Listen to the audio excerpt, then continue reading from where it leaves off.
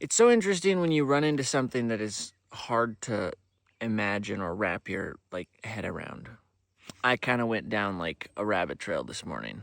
I found a TikTok video that was part of like a playlist, and it was like this really extensive playlist about tons of information about Mount St. Helens. And it was before my time, but I grew up hearing stories about it and it happening, and I learned some of the basic stuff about it.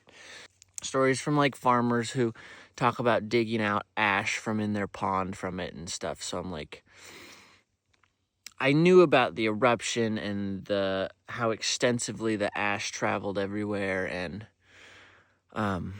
that it majorly rearranged the landscape in the area. I knew all those things. But it was super fascinating because it had all these stories about,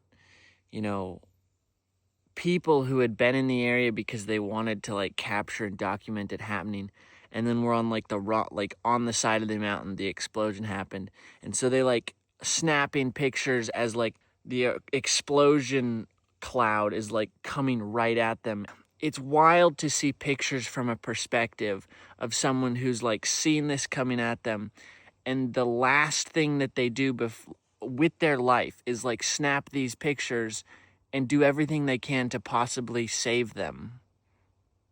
And then that was like the last thing that person did. And so then you have these pictures and it's like, oh my gosh, like the last thing that this person got to do, and I get to see it, and I get to see, right, like the mountain, and then you get to see the huge side of the mountain start to move, and then the huge eruption.